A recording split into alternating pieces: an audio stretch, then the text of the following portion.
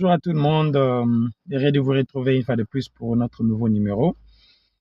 Nous sommes un certain, permettez-moi de checker, 17 juillet 2024. Comme d'habitude, l'actualité de notre pays nous demande à tout moment des fois, personnellement, je vous dis la vérité. J'ai plus ce courage-là, comme d'habitude, de passer dans les médias, checker les informations, parce que je trouve que c'est comme s'il n'y a rien de bon. Il y a pas de positivité, il y a toujours les gens, toujours une négativité, les détournements, de tueries, d'enlèvements, de koulouna. Je parle en termes de l'actualité du Congo, bien sûr. Chez nous, c'est toujours Maboulou, les ruelles, il y a les érosions, il y a des trous par-ci par-là dans des routes et tout ça. Il y a des impayements. Je viens même d'apprendre maintenant là, que l'hôtel de ville, là où je travaillais, moi j'étais à la DGRK, a fait 3 ans sans être payé. Mais sincèrement, notre pays se détériore du jour au lendemain. Du jour au lendemain. Permettez-moi 2 secondes, je vais rapidement parquer la voiture bonnement parce que là, je suis un peu dans le passage, je vais donner de passer.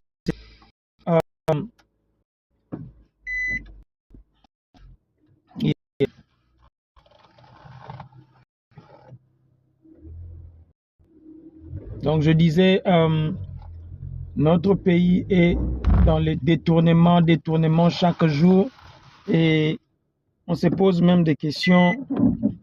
On se pose des questions, pourquoi est-ce que les choses se passent comme ça, mais malheureusement, on ne sait pas dire pourquoi. Vous savez, le Congo aujourd'hui est devenu un peu comment je manque même le mot, le terme approprié pour essayer d'expliquer ou carrément essayer la question en anglais c'est figure out comment est-ce que je dois qualifier le Congo. Partout où je passe, je vous dis la vérité, les gens auparavant qui s'occupaient pas du Congo, maintenant là, ils commencent maintenant à parler du Congo et la majeure partie, c'est vraiment dans un mauvais sens. C'est comme si tout ce qui s'est passé ou tout ce qui se passe, les détournements ne suffit pas. C'est aujourd'hui l'IDPS qui nous fait des choses, je sais pas, de théâtre ou chaque fois si vous ouvrez les médias, c'est l'UDPS, c'est l'IDPS, il y a GECO, il y a d'un côté il y a GECO BA et Docteur Longondo, et de l'autre côté nous voyons Kabouya, j'allais dire Kabound, malheureusement le monsieur est en prison, il y a Augustin Kabouya et consorts, mais sincèrement, est-ce que nous Congolais, peuple, nous avons besoin de ces histoires ici, des Kabouya, des GECO, de tout ça, des docteurs, des Eteni, non, on n'a pas besoin de ça. On n'a pas besoin de ça. Sincèrement, qu'on se le dise. Notre pays mérite mieux. Je vous dis la vérité, c'est pas un blaguant, j'ai pas le temps, beaucoup de temps, lorsque les histoires ici se font, on se dit des fois, qu'est-ce qui ne va pas? Mais sincèrement, je me pose des questions. Il y a un beau Congo, je vous disais l'Arabie, numéro 14 de l'Arabie Sonyoso. Je dis et j'ai toujours dit, je peux faire toute ma vie ici en Afrique du Sud ou bien en Europe. Cela ne m'empêcherait jamais de parler de mon pays. Moi, mon sang, mon tolo nangai, mon cœur, c'est au Congo. Tout ce que j'aurai amassé ici, tout ce que je ferai ici, c'est pour ces pays-là. Et je ne permettrai jamais à qui que ce soit de venir simplement parce que Binonim Bozo dirige Mboka devine commencer à blaguer avec les gens comme ça. Non, mais le pays est bloqué avec l'UDPS. Qu'est-ce qui ne va pas? Qu'est-ce qui ne va pas? Cette détérioration-là ne vous dit absolument rien. Une ville comme Kinshasa, la capitale, s'il vous plaît. J'imagine un peu. Parce que Kinshasa, en fait, en termes de l'Afrique du Sud, c'est Pretoria. Mais moi, je ramène ça à Cape Town ici. Je vois un peu City of Cape Town faire 3 ans, n'est pas payer ses fonctionnaires.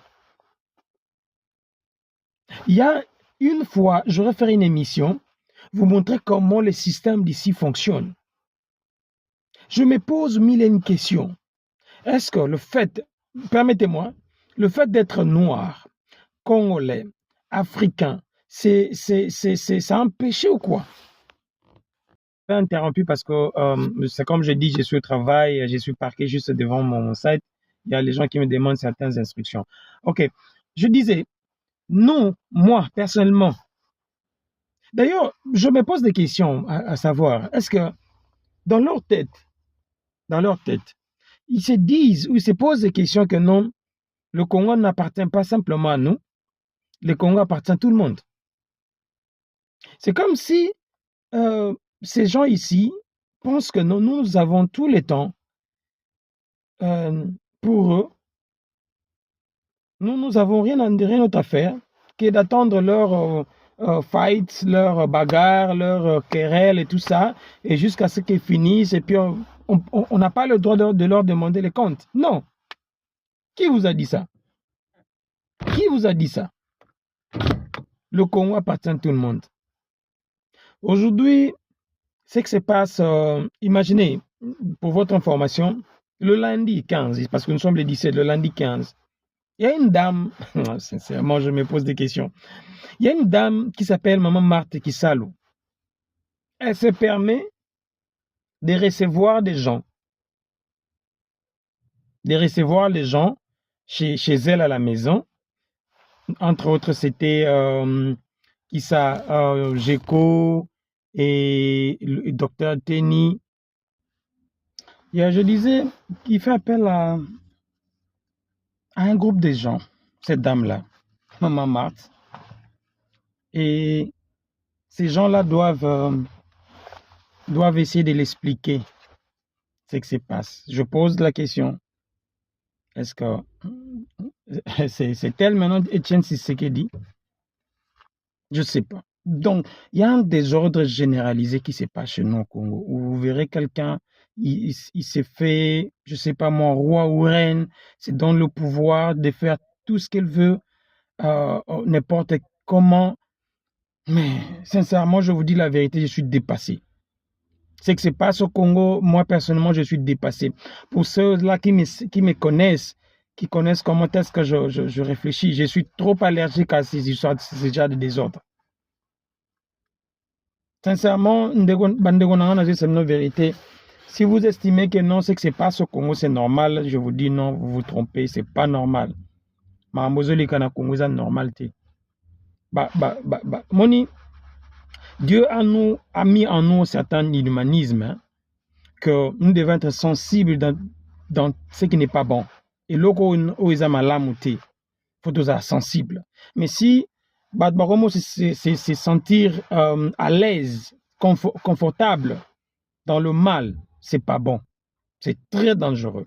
C'est très, très, très dangereux, je vous dis. Mais aujourd'hui, les gens se sentent à l'aise.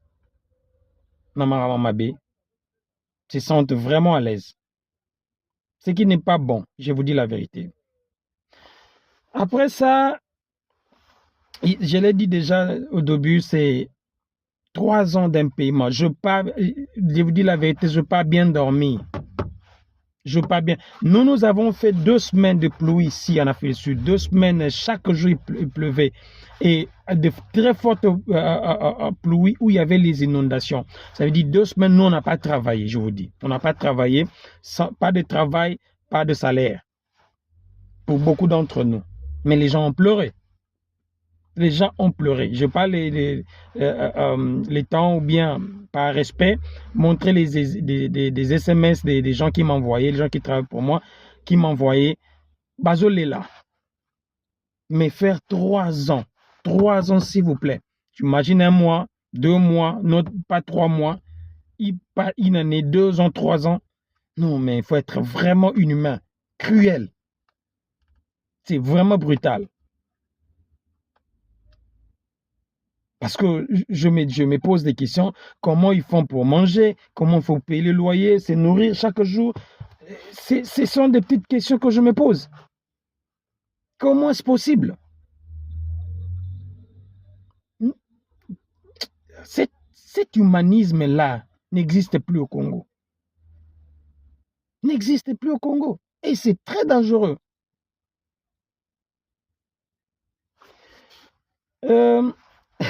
Félicitations à M. Kagame, 99,15%. Ah, Yahoo Afrique, tout ça a changé. Anyway. Par contre, notre information qui nous a vraiment fait très mal aussi, c'est... Je ne sais pas si ce sont des rumeurs, parce qu'on doit les prendre au conditionnel. Pour la toute première fois, je vous donne une information que je n'ai pas encore vérifiée, mais que je passe juste en passant, et que Madame Denise Nyagero, on n'arrive pas à prononcer réellement son nom, on ne sait pas si c'est un nom congolais ou pas, même je ne suis pas là pour juger.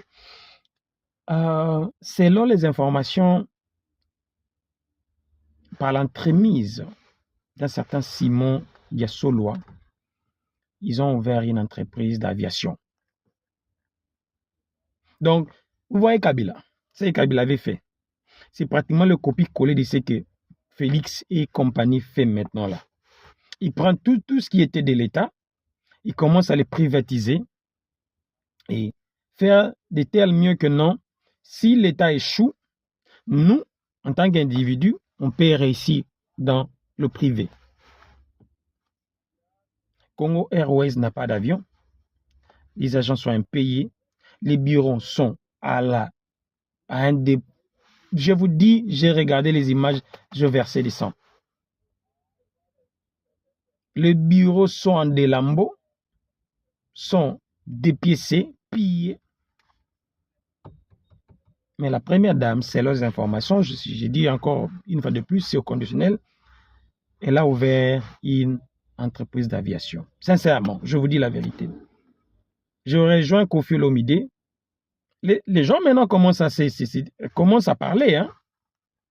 Les gens commencent à parler. Hier, c'était Koffi Olomide. Aujourd'hui, c'est Roger Ngandou et mon vieux de Lemba, Jean Goubal. Le pays va mal. Le pays va mal, très, très, très mal. Parce qu'aujourd'hui, on peut se dire que non, M. Mouya, mais sincèrement, il y a des gens bizarres, des gens comme Mouyaya, Patrick Mouyaya. Des gens sont bizarres. C'est pas le fait de bien parler français, penser bien faire les choses ou carrément avancer les choses, non. D'ailleurs, il y a une chose que j'ai compris. Les gens qui aiment bien Bato Baloba français qui tokouana, si vous allez dans le pratique de la vie, nothing, zéro. J'ai des amis, j'ai grandi avec, qui vous parlent un très bon français. Lorsque nous on parlait à l'époque, on essayait d'un peu de faire une petite phrase. Bon, Bandolo français, Banda Kounourié.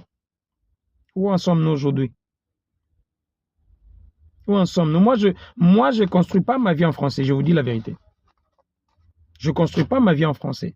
Cet français que je parle ici, j'essaie de communiquer avec vous. Pour la majeure partie, je ne pousse pas à exclure une petite catégorie de gens. Parce que les gens de Brazza peuvent m'écouter, les Gabon, Cameroun, Algérie, Maroc et tout ça peuvent m'écouter. Mais en réalité, si je devais communiquer, je pourrais le faire en lingala parce que moi, je vis ma vie en lingala. Mes enfants sont nés ici, mais parlent lingala. Beaucoup d'entre vous le savent. Mais Patrick Mouya passe à la télé avec des Français, selon lui, expliquer les choses. Vous critiquez aujourd'hui le Rwanda. Vous critiquez Kagame qui a eu 99%. Et vous, le 20 décembre 2023, qu'est-ce qui s'est passé avec vous? Vous pensez que Kadima, c'est simplement au Congo? Ou bien c'est le Rwanda, on doit pointer les doigts au Rwanda? Ce que vous avez fait, c'est ce que Kagame a aussi fait. Il veut rester au pouvoir. Vous voulez rester au pouvoir. Alors, pourquoi dire que non, Kagame, c'est un dictateur, c'est celui-ci, mais vous pensez être démocrate? Non, ce n'est pas le cas. Mon frère, tu te trompes. Tu te trompes. J'allais conclure mon émission pour dire, nous en avons assez, désolé, nous en avons assez. Nous en avons marre de ce qui se passe au Congo. Ces désordres-là générés par l'IDPS, ces désordres-là amenés par le clan Tshisekedi, non, on en a marre. C'est simplement parce que chez nous, on n'a pas, de bons leaders. Sinon, ces clans devaient partir. On a un peuple qui n'a pas de conscience. Sinon, le clan Félix ne devait même pas faire une semaine. Il devait partir depuis longtemps. Parce qu'en réalité, qu'on se le dise, qu'est-ce que ces messieurs et sa bande de foot au Congo, qu'est-ce qu'ils font? Rien. Rien, je vous dis rien. Alors, il faut leur chasser. Ils doivent partir. Merci à notre chère sénatrice de m'accorder ces petits moments d'attention et d'écouter le message. C'est un cri de ras-le-bol au Congolais. Tolamuka. Pour ceux-là qui ont une petite parcelle d'autorité, tout ça la Makambo. Travaillons. Travaillons, je vous dis. Ces pays ici, les gens travaillent. Les gens travaillent, je vous dis la vérité. Les gens ne blaguent pas ici. C'est pas comme chez nous. Les gens pensent que non. Non, ici, ces histoires-là n'existent pas. Que Dieu bénisse le Congo, comme je l'ai toujours dit. C'est un pays où, sincèrement, Nzambaza Nabiso. À nous revoir à notre prochain numéro. Merci. Bye.